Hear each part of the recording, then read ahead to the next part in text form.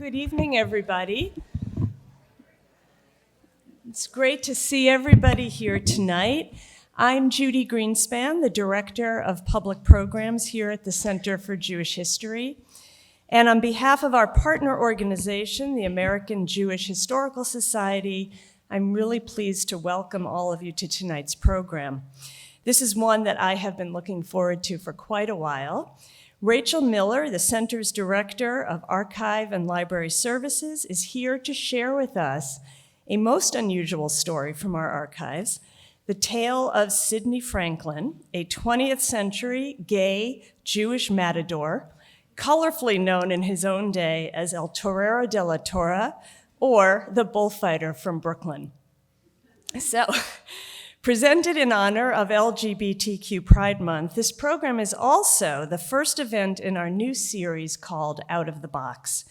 The idea behind the series is to showcase the remarkable treasures and stories tucked away in tens of thousands of boxes housed here at the Center for Jewish History. That there are tens of thousands of boxes here may come as a surprise to those of you who are in our audience for the first time. And can I see a show of hands of people who are here for the first time, actually? Oh, wonderful. That's great.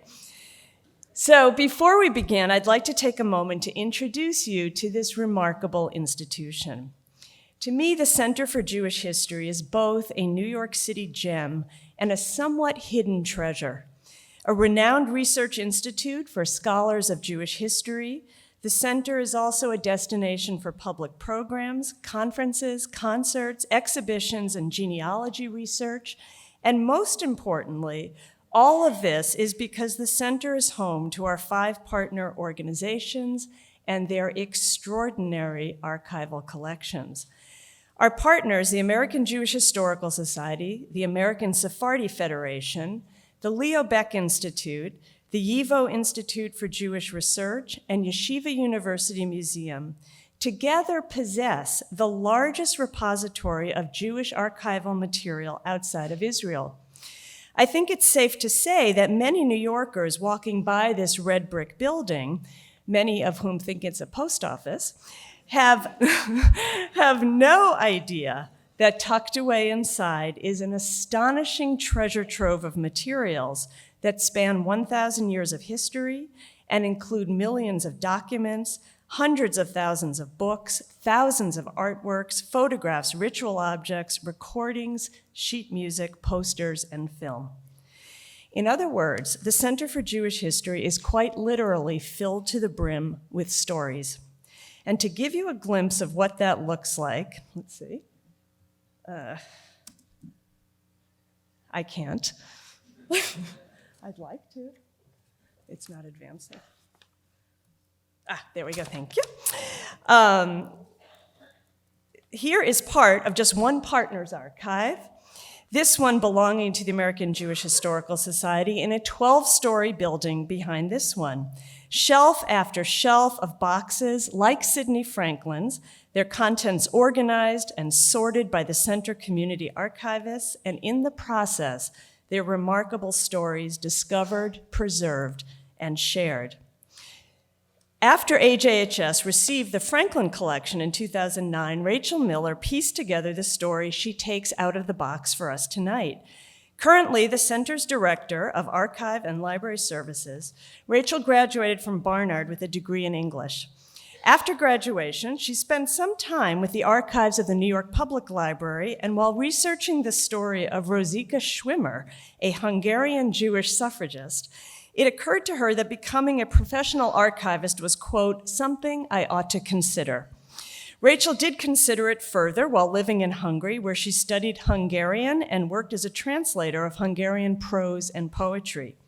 Returning to the US, she received her master's in library science from Rutgers and became an archivist here at the center in 2008. Since then, Rachel has published numerous articles about her archival work, including The Bullfighter from Brooklyn, copies of which I suspect most of you picked up when you came in.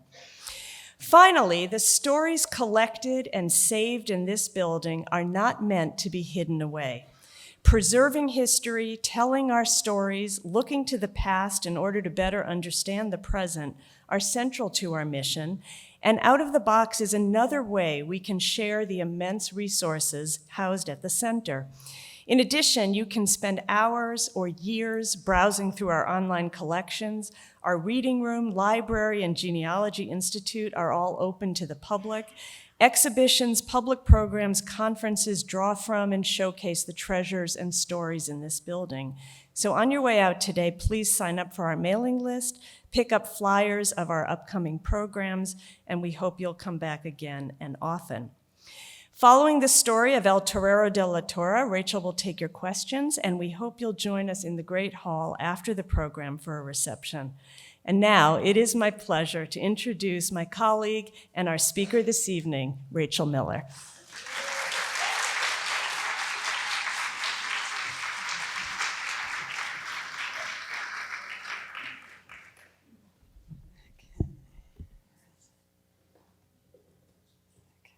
Sorry, everyone.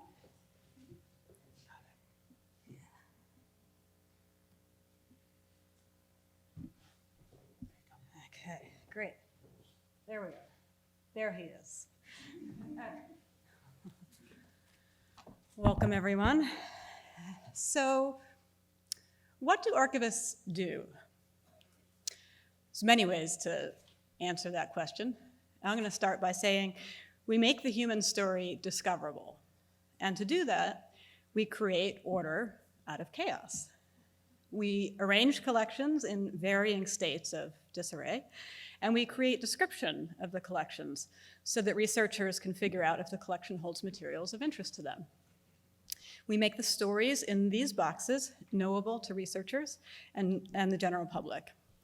And oftentimes the stories we come across as we work through a collection are remarkable and unexpected. As director, I don't have my hands in the stuff anymore, and I oftentimes miss it. But many of the collections I worked on across a few years as a practicing archivist, I would say this story is the one that stood out most for me. It's a story I often talk about when people ask what I do and ask what's in the archives here. And this new event series, Out of the Box, provides us with a great new platform to spread those stories to the broader public. My wife's great aunt once summed up what I do in this way. In her thick Brooklyn accent, with wonder in her voice and some dramatic gestures, Rachel is an archivist. She goes in and she opens the archives. So tonight, I am honored to be kicking off our new Out of the Box series, and what better place to start opening the archives than with a gay Jewish bullfighter from Brooklyn. So I will start, I will start by letting you know that the Gay Jewish Bullfighters collection is held by the American Jewish Historical Society. They are located here and are one of the Center for Jewish History's 5 in-house partner organizations. The American Jewish Historical Society is the oldest ethnic cultural archive in the United States. The Society provides access to more than 30 million documents and 50,000 books, photographs, art, and artifacts that reflect the history of the Jewish experience in the United States from 1654 to present. 9 years ago, American Jewish Historical Society archivist Tanya Elder told me the next collection she'd be giving me to work on would be the materials of a Jewish bullfighter. And I was like, okay, interesting. Looking first at the photographs, I was struck by Sidney Franklin's flamboyance and the extravagance of what's known as the bullfighter's suit of lights. By his fine little slippers you'll see him wearing here, and by the general refinery. And I was also horrified by the violence of the bullfight. I started reading some of the clippings in the collection about his bullfights. I peeked into his autobiography. And then, like many archivists do, I started to do a little research beyond what was right in front of me to further contextualize this historical figure. The box here on stage houses the Sidney Franklin collection. And what you've seen so far in this presentation is here in this box. Our aim with this event is to showcase items from the collection and the story that those items tell. I'm also about to start incorporating other visuals so that you can tell what exactly is from the collection here in front of you. I've placed the AJHS logo on each slide that utilizes these collection materials. Slides without the logo come from a variety of other sources. So as I started to do more research, I found out he grew up 2 blocks from where I live in Park Slope, Brooklyn. Cool coincidence and connection. So this is 14 Jackson Place between Prospect Avenue and 16th Street, just 1 block from PS 10. This is the building in the 1940s after his parents had sold it, and then there's me with the building a few weekends ago. Credits to my wife for that picture. And then as I continued to research, I stumbled across a book review in the Forward newspaper of a biography that documented and established that Sidney Franklin was, in fact, gay, among many other things. But that gay piece was the clincher for me. A gay Jewish bullfighter. Wow, not many of those out there. Now, I identify as a lesbian and a fervent animal lover. So in looking again at the photos, I was stunned by the death and the violence that this gay man inflicted on the bulls. And he also received that violence himself, as the bulls gored him multiple times, including up the rear end. And over time, I began to personally interpret his passion for bullfighting as a means to simultaneously mask who he was as a gay man and to perform who he was as a gay man. And I'll go into that a little further later on. Tonight I'm going to tell you about his life, using the collection to do so and using a number of other published and unpublished sources, including conversations with his niece that help fill in some of the gaps and mysteries in his story. I'll kick off with a fairly linear telling of his story and then follow some particular threads. I should also say that it is incredibly challenging to tease out fact from fiction in Sydney's life. He was a master fabricator and storyteller. For example, 2 friends of his used this apt term for the bullfighter's autobiography. One really can't depend on what is in this book. So I'll begin his story with that of his parents at a much younger age than you see here. His father, Abraham, or Abe Frumkin, loomed large in Sydney's life. Abe was born into an Orthodox Jewish family in 1868 in Minsk, now Belarus, and he fled from the pogroms in what was then Imperial Russia to New York around 1888. In Brooklyn, he became a police officer, had a sizable and memorable mustache, and was a barrel-chested fighter, very macho, and was known for his wild temper and the beatings he gave his children. He was very firm about his Orthodox Jewish identity, although adhering to certain observances more than others. For example, I've learned from his granddaughter, Doris Ann, that as a cop, he did work on Saturdays, and that was fine. But if any member of the family started to get an interest in theater or Hollywood, for example, oh, no, that was impure and not in keeping with the faith. He was also a founding member of the Madison Jewish Center in Brooklyn, in Midwood. A granddaughter of his, Abe Frumkin, who worked in TV commercials, wrote a proposal for a film of Sydney's life. No film ultimately came out of this proposal, but I wanted to call attention to her fun character sketches as I talked through key family members. She thought Robert Duvall should play Abe Frumkin. Quote, a policeman at the 78th Precinct in Brooklyn, a Russian Jew. He's a gruff, tough, stubborn, narrow-minded taskmaster. Now, according to census records, Sydney's mother, Luba, or Libby Bershak, was born in 1871 in Kazan, in Russia. She emigrated to New York in 1888, possibly also from Minsk, together with Abe. She had brownish red hair and pale skin, which Sydney inherited from her. According to Abe Frumkin, She should be played by a blonde Meryl Streep. Attractive, salt of the earth, insightful, able up to a point to neutralize her husband's harshness. She works, manages her own money, and maintains her independence. Now, she too identified as Orthodox Jewish, wore floor-length skirts, and in general, when she would ask Sidney to respect her kosher kitchen or be observant in other select ways, he was more inclined to listen to her than to his father. She protected Sidney from his father, gave him money secretly when he needed it, and just to add a little bit more color, she had a pet squirrel she would regularly feed at her window. Now, once settled in Brooklyn, Luba and Abe Frumkin went on to have 10 children, 9 who survived past early childhood, 1 who died in his 20s. Sidney was one of 8 living children for much of his life, and the 5th born. Now, born in 1903, Sidney grew up in Park Slope, went to PS 10, a now highly coveted elementary school in gentrified Park Slope. He was often sick, didn't play sports, unlike the rest of his brothers, and had the slightest frame of any of the siblings.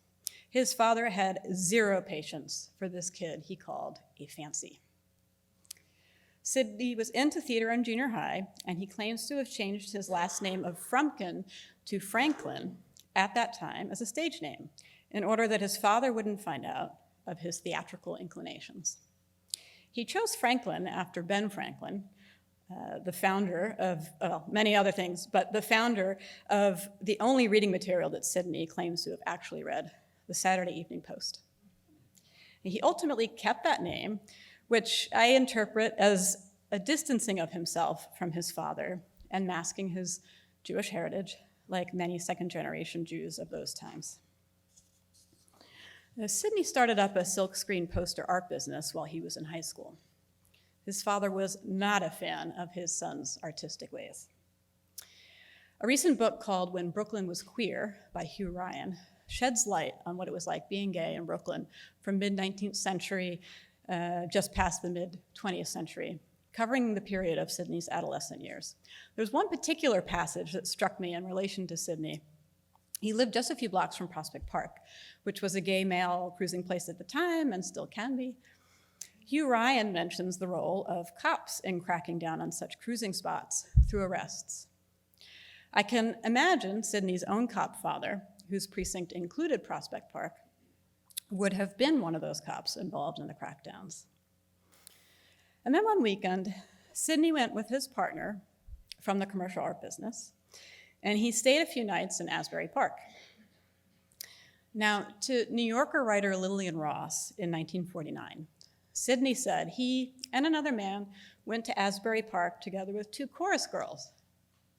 In his 1952 autobiography, he doesn't mention any chorus girls, just his business partner.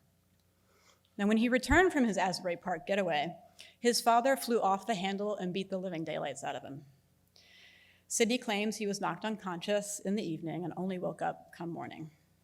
And after that beating, he was done with his father, he was done with the abuse, and the next day, he started a journey to Mexico City by way of the SS Monterey. He chose Mexico in part because it was far away from his father, and according to his niece, Doris, he thought he could live there on the cheap.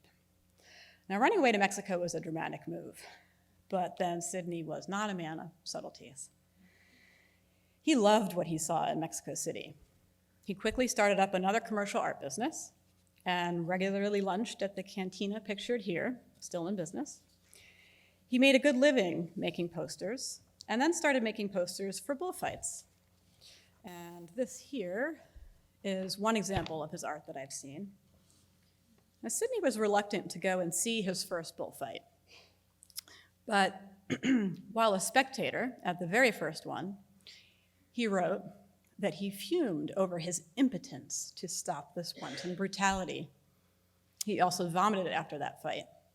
However, at the same time, he was incredibly wowed by the spectacle, by the performance of the bullfighter, by the adoration of the crowd, and by what he called the contagious enthusiasm of the mob.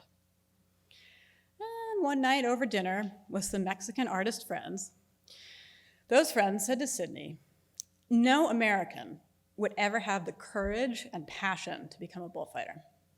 Now, Sidney was a natural rebel, especially when told he couldn't do something, so he felt this to be a challenge.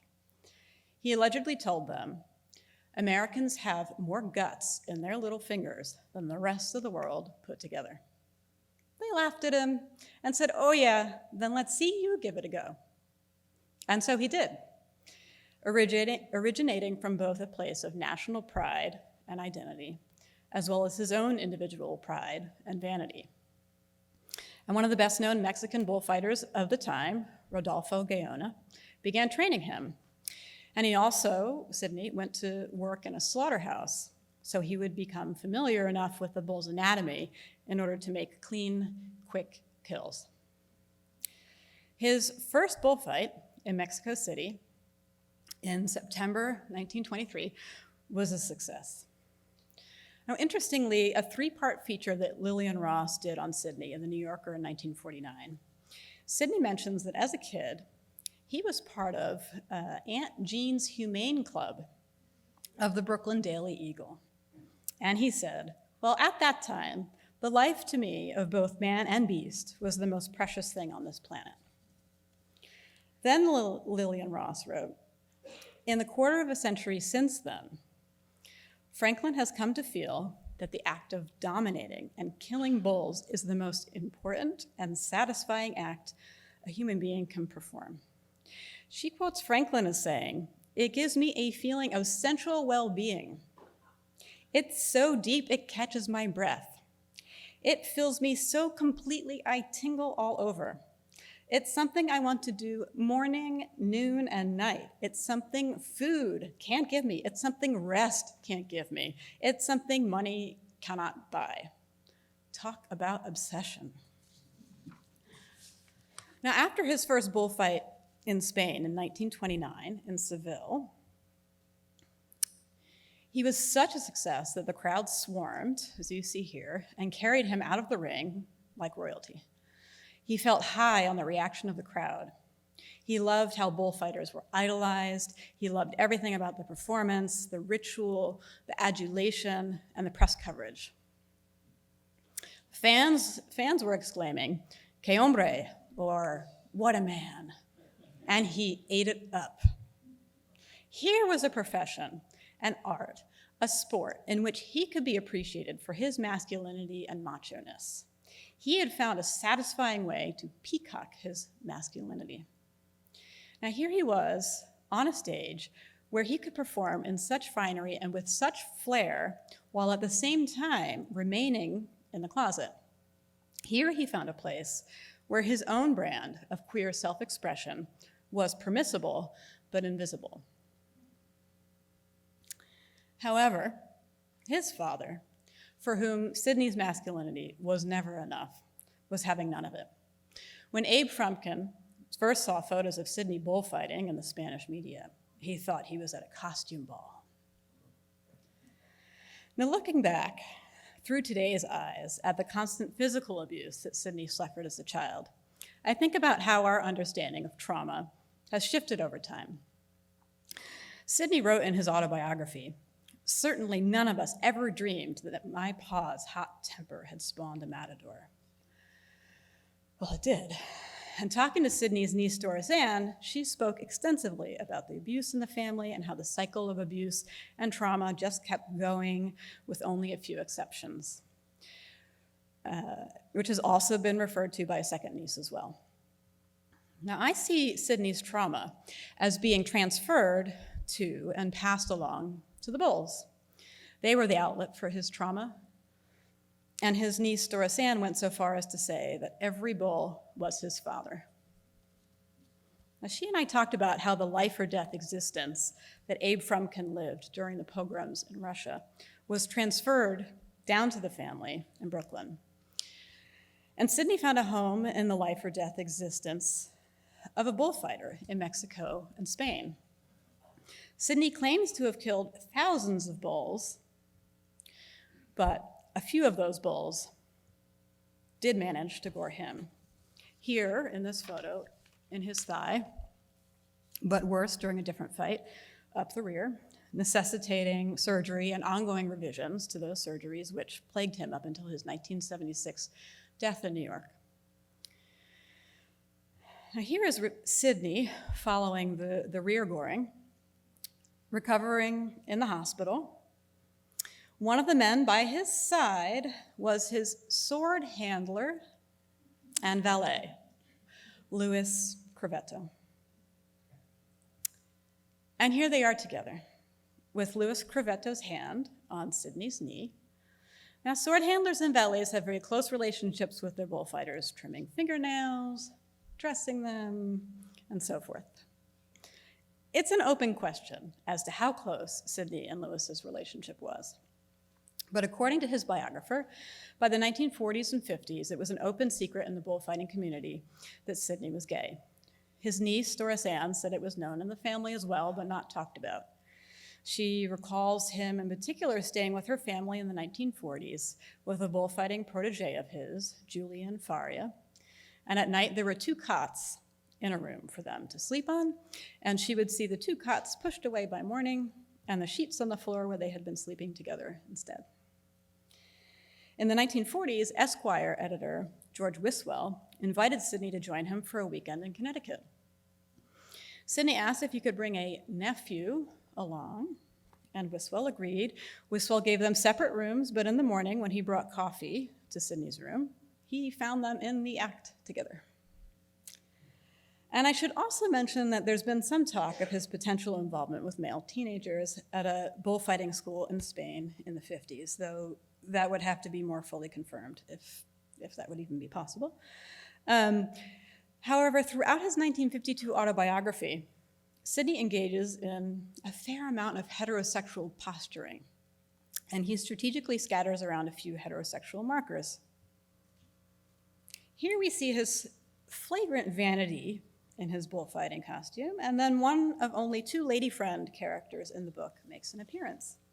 On Saturday, I spent most of the afternoon in the photographer's studio. Once I got into that uniform, I couldn't get away from the mirror. The only thing that made me realize how vain I was getting was the photographer's constant reminder that he wasn't going to be there all night and that I'd better get it over with. And then I went to see my girlfriend, Elvira. Apparently, Elvira, just after this paragraph, leaves him because he chooses bullfighting over her. And later on in the book, we see a similar scene unfold. He claims that his mentor and well-known Mexican matador, Rodolfo Gallano, tells him he must choose bullfighting over women. "Tell me truthfully," Rodolfo said, "what do you want out of life? Do you want to be a whoremaster, or do you really want to be a matador?" "I'd give my right arm if I could be sure I'd become a matador half as good as you," I answered, and I meant it. "Well, if you want to continue in this business, the first thing you'll have to do is get rid of the girl." "This will be difficult, I know, because they tell me she is preciously beautiful." He said it with a grimace of envy. I went back to the hotel and had a long talk with Helen. We both finally decided that the situation was impossible and that she would have to go back to the States. There was a tearful scene at the station, and then it was all over. That night was a pleasure. I had no idea how delicious a full night's sleep could be. I should add that 2 of his nieces say these lady friends are totally made up. They never existed.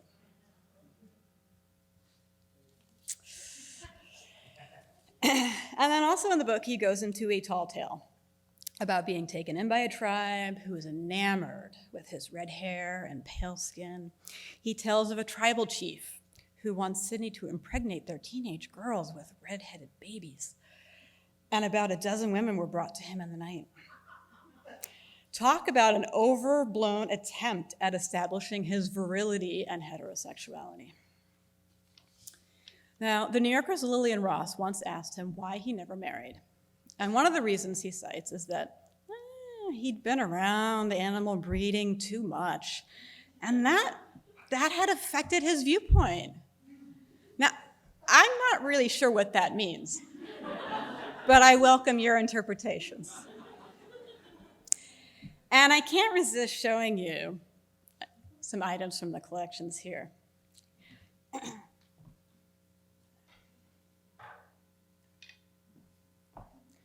Hangers from his closet, which of course I say tongue-in-cheek because it's Pride Month, and this is Sidney Franklin. These once held his suit of lights, and I love that they, have his name on them and everything. Some of the nicest hangers I've seen in my life. And of course, I must go into his relationship with Hemingway. Here he is playing bulls and bullfighting with Hemingway. Apparently they did a lot of that together. And Hemingway would make horns with his fingers and act like a bull, while Sidney waved his cape around like two little boys. Interestingly, Gertrude Stein claimed that Hemingway first heard about bullfighting from her. And Hemingway sought Sidney out in Madrid in 1929. And when he first approached Sidney at a cafe, he was so disheveled that Sidney thought he was looking for money and prepared to give him a handout. But they became fast friends. Sidney provided Hemingway with an insider's view to bullfighting, giving him tons of material to work with as a writer. Their friendship as artistic macho guys worked well for a stretch, and Hemingway devoted a section of his book, Death in the Afternoon, to an analysis of Sidney's bullfighting style. Hemingway also once said of Sidney, "I believe he is the best storyteller I have ever known." And in macho-ness continued, Hemingway gave Sidney this inscribed rhinoceros foot from a hunting expedition in Tanzania. The two had various adventures together, including this one. On the banks of the Manzanares River in Madrid, you'll see Hemingway in the dark trunks at the center. To Hemingway's right is Sidney's sword handler, Louis Crevetto, and to Hemingway's left is Sidney with only a magazine covering himself. According to Sidney's biographer, Bart Paul, Sidney wrote about this day, describing it as an all-male afternoon. And meanwhile, Hemingway wrote of failed matadors swimming with cheap whores, but beggars can't be choosers. Their many-year friendship cooled for a number of complex reasons. One possible reason could be that as Sidney's sexuality became more of an open secret, Hemingway wanted to keep his distance, and possibly vice versa. Here, Sidney describes one particular moment he experienced with Hemingway. We see a Nancy boy walking along the other sidewalk, a real hair-dye, limp-wristed type, but just minding his business.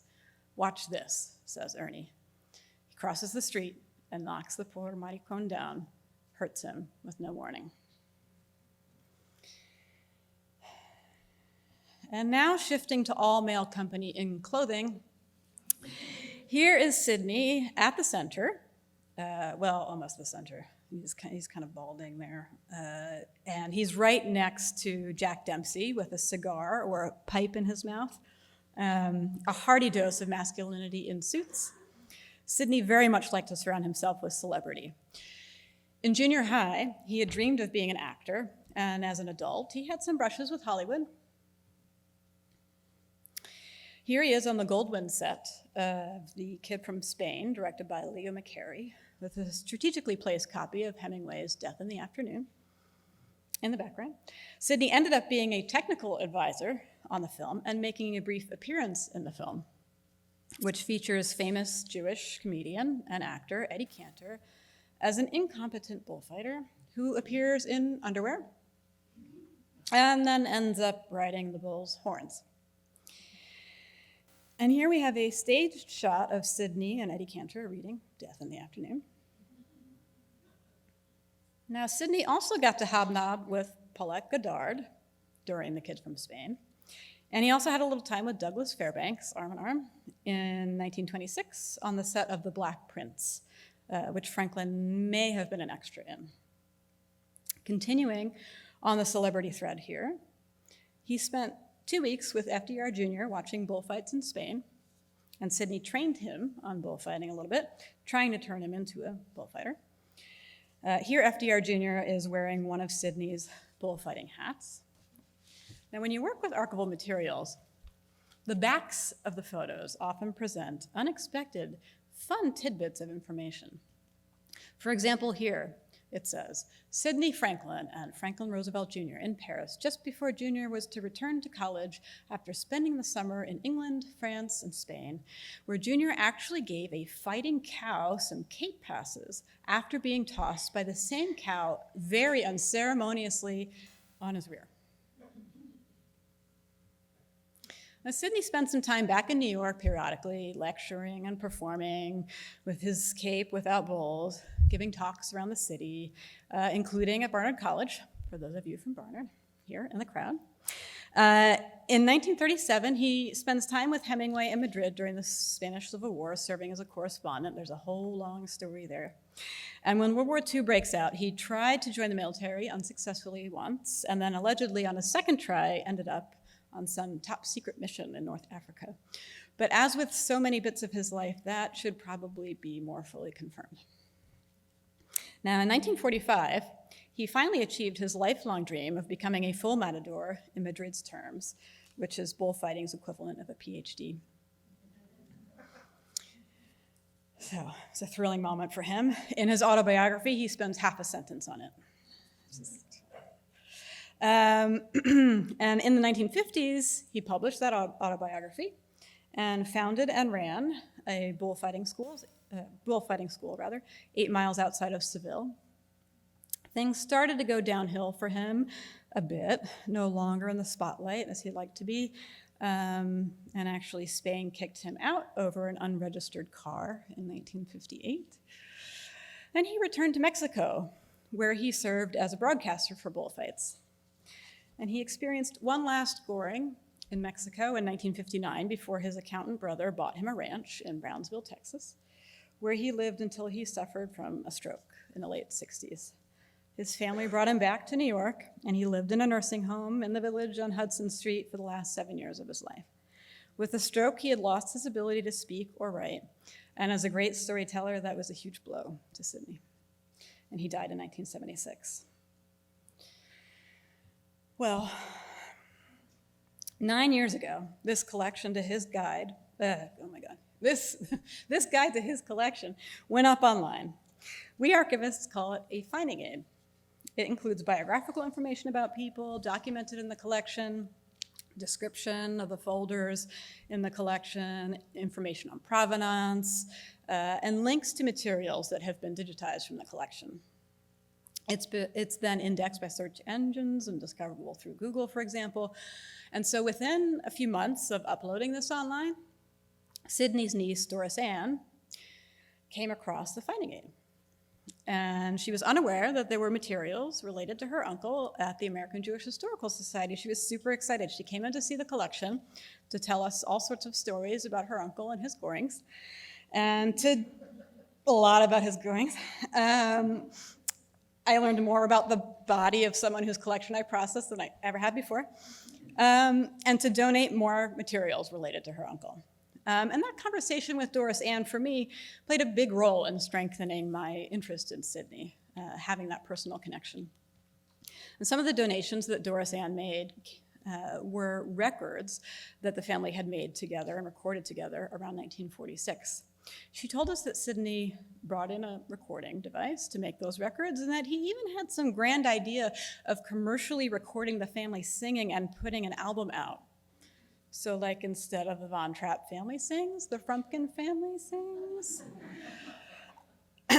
But his mother put her foot down on that. The recordings were made in the Frumkin family's post-Park Slope home on East 29th Street, excuse the bad Google Maps image here, between Avenue P and Kings Highway in Brooklyn, near the border of Midwood. Now, as an archivist who generally had just encountered people in the collections on paper, I was really excited to hear Sidney's voice at the time, and still. The bulk of the recordings capture some pretty shaky singing voices. I will not torture you with those, but I wanted to share with you 2 excerpts for the stories that they more broadly call attention to. The first is Sydney singing Canción Mixteca. He had great command of the Spanish language and a whole variety of dialects and regional variations in both Mexico and Spain. And he also spoke Spanish to the bulls, by the way, which I understand is standard. I can't pretend to be in any way knowledgeable about Mexican music, so I welcome any corrections to this. But I understand that Canción Mixteca is an anthem of sorts for immigrants and the lament of an immigrant who has left Mexico and misses his homeland. I'll play a clip of Sydney singing the first stanza with a Spanish and English translation here, and then I'll take the thread of immigration and homeland just a little bit farther. Qué lejos estoy del suelo en donde he nacido, y una inmensa nostalgia invade mi pensamiento. Y al verme tan solo y triste cual hoja al viento, quisiera llorar, quisiera morir de sentimiento.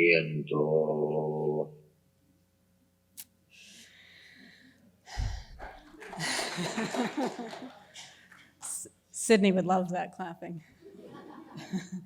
One reason I think Sydney's story is of interest to the Jewish community is as an example of one of the many different paths that the Jewish diaspora can take.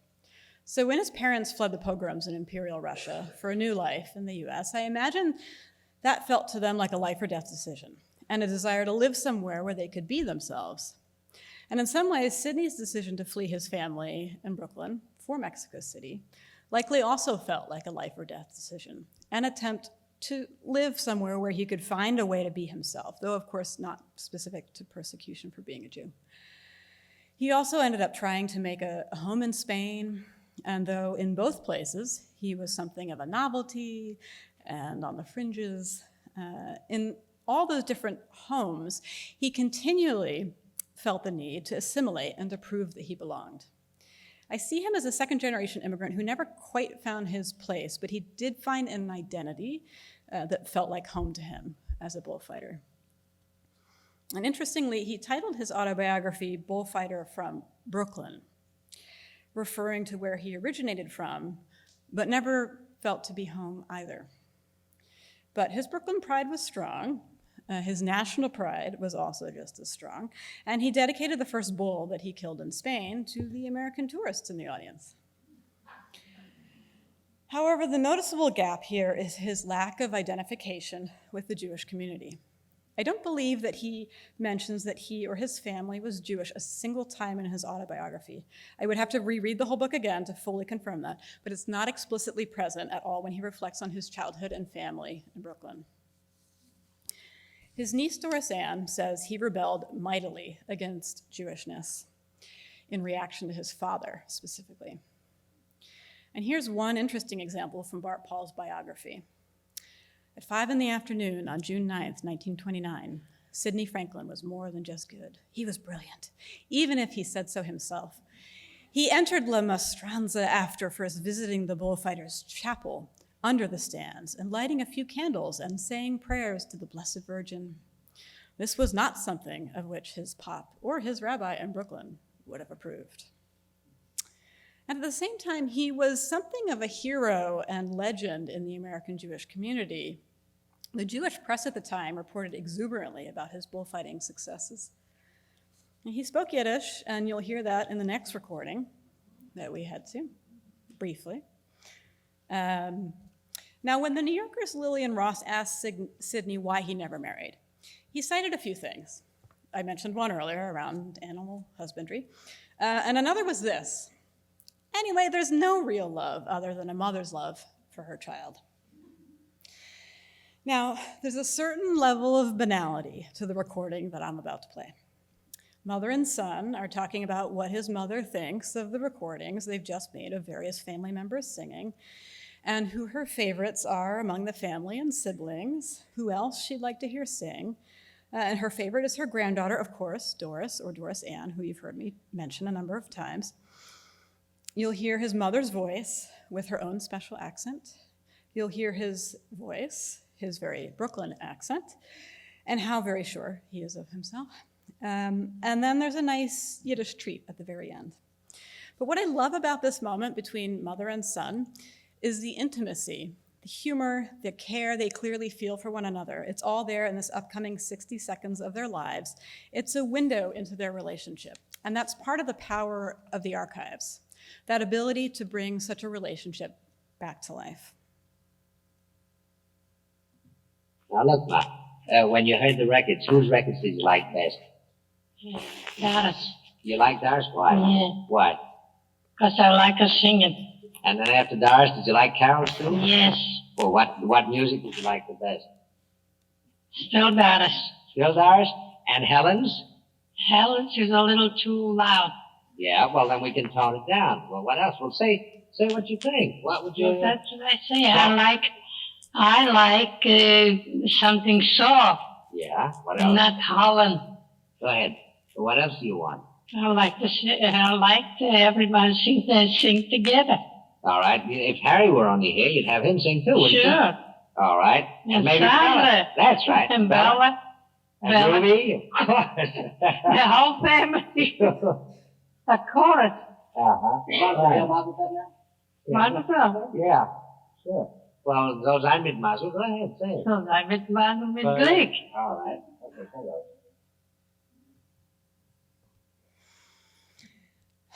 Since this event is our kickoff for Pride Month, I wanted to reflect on how Sidney Franklin is important to the queer community today. He's certainly a unique window into what it was like to be queer in the first half of the 20th century, and the choices that he made as a result. So many of his gay American contemporaries tried to fit into traditional societal molds, marrying women they weren't attracted to, settling down into traditional male jobs. He was an outlier here as well. I see it as a bit radical in his time to not marry, to not settle into jobs like all his brothers did as accountants, doctor, policemen, who all stayed settled here in New York, but instead to take it up many notches and become a bullfighter in Mexico and Spain. And to not ultimately rely on what we call a beard or a girlfriend or wife who hid his gay identity, other than those he fictionalized in his autobiography. One of the reporters here asked me why Sidney Franklin is relevant to us today. Well, I think most human beings on this earth are worth another look later in time when the world has changed. And we can always stand to learn from them how to differently see ourselves, see our history, and our present moment. And I think of how scholars and others can now bring new understandings of Sidney Franklin through the lenses of recent queer and gender theory, new trauma theory, new understandings of the immigrant experience, and new ways of interpreting intersectionality. To return to his niece Abe Frumkin's film proposal one last time, here's how she summarizes Sidney. Rocky in public, Rock Hudson in private. The 19-year-old sexually conflicted son of a macho Jewish cop from Brooklyn runs away from his abusive father and against all odds becomes a world-famous bullfighter and buddies, some say lovers, with Ernest Hemingway. Leonardo DiCaprio.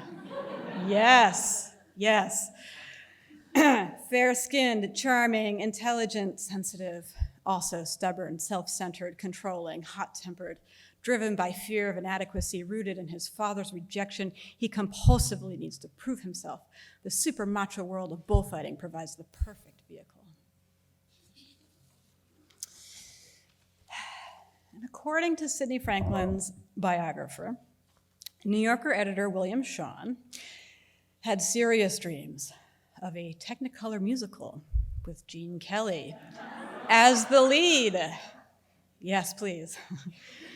Now, Sidney, the 20th century entertainer, would make for fine 21st century entertainment. He's due for some renewed investigation, scholarship, and possibly even a Netflix series, where I think the spirit of this perennial performer would feel right at home. So thank you, everyone, for listening to Sidney's story.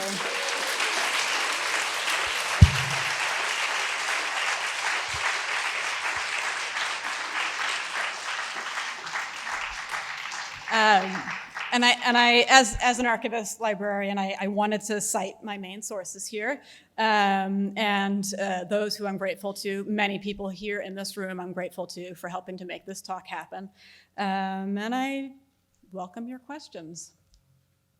And Judy will come around with the microphone.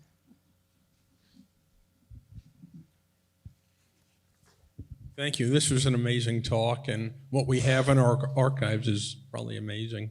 Would he have been more accepted as a gay man in Mexico and or Europe at that time, do you think, or was it still a subterfuge? You know? I would doubt it. Yeah, and actually, there's some greater minds in mine who might be able to speak better to that.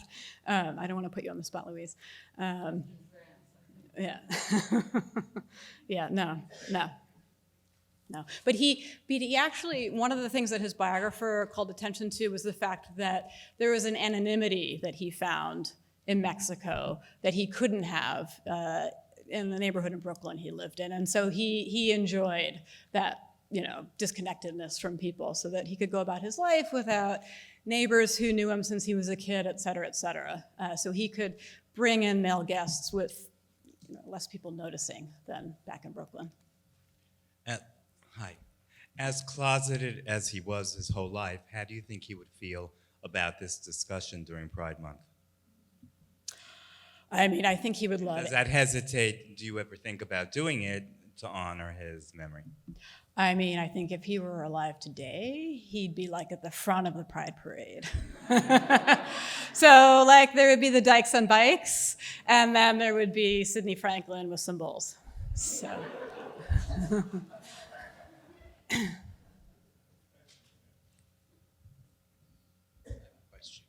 Was he actually the matador who did the kills of the bulls?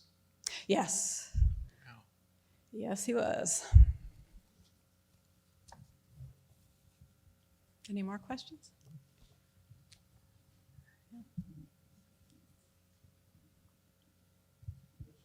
I think it's fascinating that of all the macho pastimes or dedications he could have chosen, he chose the one that was the most flamboyant and femmy from a certain point of view, with the skin-tight tights and the costumes and the gold braid and the balletic performance in the arena.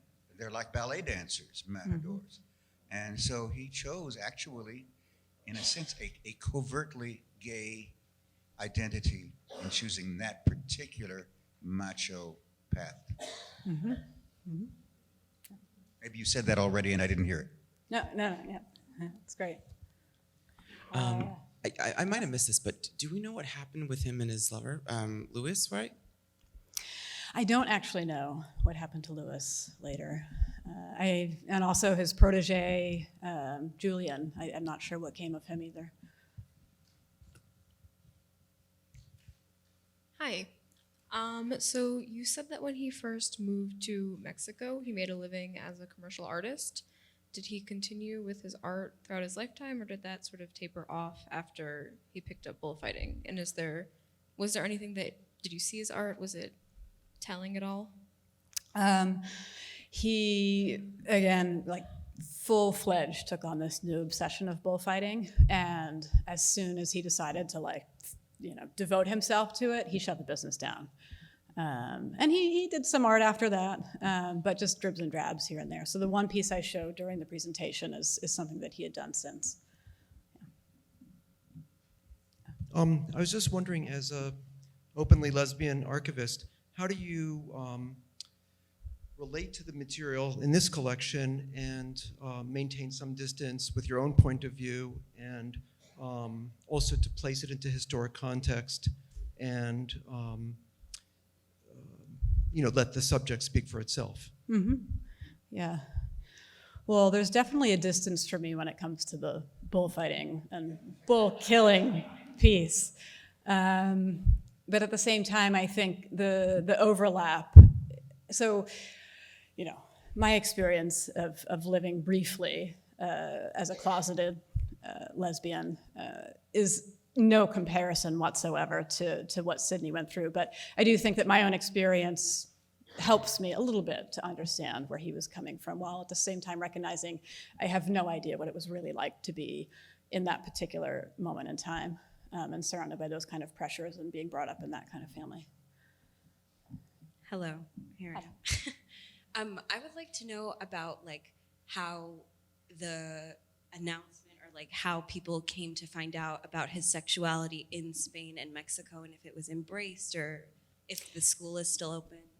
Yeah, the school is definitely not open anymore. It closed when he left, as far as I know. And it was, my understanding is that it was known but not really talked about.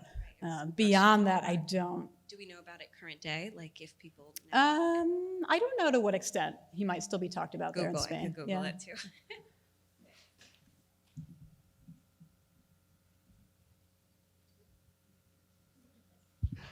Did any of his family ever watch him bullfighting?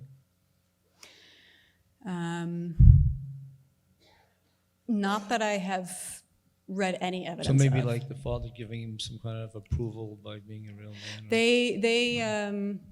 They saw him here in the United States. Actually, for the World's Fair, he had a bloodless bullfighting exposition, and so some of his family members were there. So here in the U.S., a few of them did see him, but again, not actually killing the bulls. Did the father see him? Or like, no, the father had no interest in. No interest in it. He saw the picture. His father saw the pictures, and that was enough. Pink suits, gold, silver, not okay. Yeah, not okay. First of all, congratulations. This was a very interesting presentation. I'm glad you enjoyed it. Just a perspective. I'm a native New Yorker, as you can probably hear from my voice. I grew up in an Orthodox home here in Manhattan. Somewhere along the lines, I think by my early teen years, I was aware of Sidney Franklin. Oh, I have great. no clue how. Obviously, his sexual orientation wasn't part of the conversation, and if I would have known about that, at the time, I wouldn't have known what to make of it. Cool. Was there anyone else in the audience who knew of Sidney Franklin at the time or heard of him? Yeah. Well, I have to bring up another part of his identity, which we haven't discussed. Was there any reference in terms of anti-Semitism, which was certainly worldwide at the time and today, to that aspect of his identity? No, I didn't. Again, the sources around him are limited, right? But what I found really interesting is there was an article in the Brooklyn Daily Eagle in which he identifies as Saxon and of the Nordic race. Again, I'm not sure how to read that. I will leave it to greater minds, but there's definitely a passing going on in multiple levels there.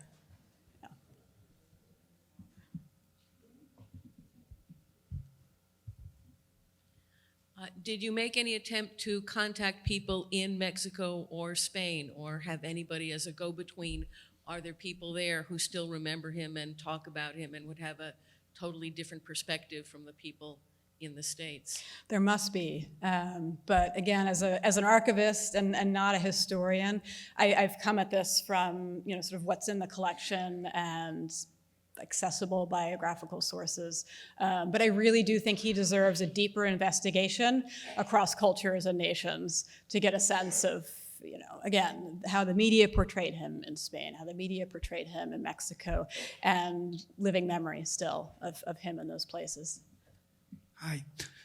Sometime like in the early 70s, I watched this, it was a TV show, I don't know if it was public television or Channel 41 or 47, and it was a bullfighting show, and they showed bullfights from Madrid, or Madrid or Mexico City. And the narrator who told you everything was happening, he described himself as the bullfighter from Brooklyn. Could that have been Sidney Franklin? Absolutely. I don't know of any other. His protege, he was trying to turn into another bullfighter from Brooklyn, but I can't find. Yeah, it was an older person. Yeah, narrating. so then it was definitely Sidney Franklin. Okay, yes. I was just wondering. Yeah, great.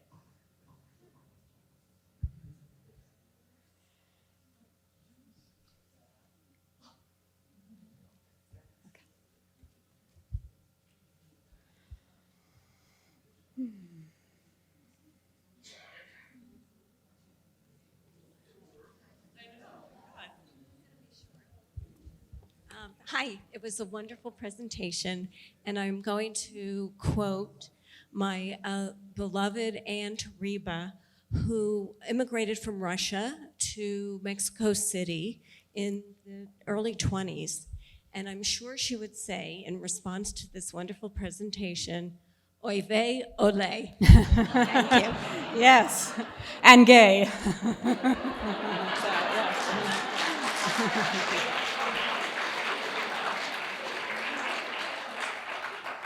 All right, so we'll take 2 more questions.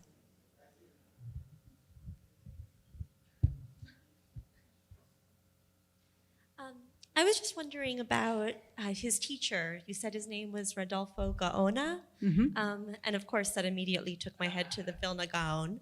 And do you know anything about this man, his background? Was there any Jewish connection there? I don't know of a Jewish connection there. I do know that he had native background, and he was the first famous Mexican bullfighter who openly had native background. But otherwise, I don't know.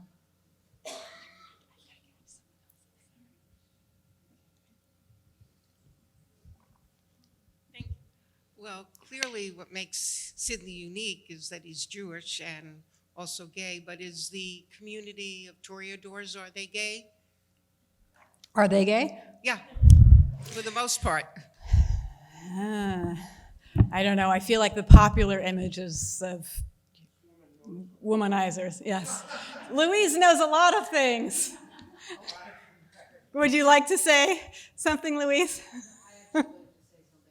Okay. Impressed by. I talk so loud. What we're very impressed by is the recording of him singing in Spanish. His Spanish was extraordinary, and he had to be a young adult by the time he went there. So it really shows this need for assimilation that is extraordinary, because normally a young adult simply could not learn to that level. It was extraordinary for us. So at the same time, when speaking English, he kept his Brooklyn accent. Yes. He lost none of that. So to listen to the 2 different accents, the distance between them gives you a sense linguistically. We're linguists, so that's yes. And Spanish speakers. So just the 2 accents in that recording give you a sense of everything you talked about. His speaking brings that home. It's really extraordinary. So that was an extra that's really helpful. And do you have something to say about queer matadors? No, I don't have statistics, but certainly, just as about Ernest Hemingway, it was also fairly open secret, his fluidity, let us say. But yes, I think it was an open secret also. I don't have specifics. Okay. Great. Thank you. Okay. Thank you, everyone. Thank you, everyone.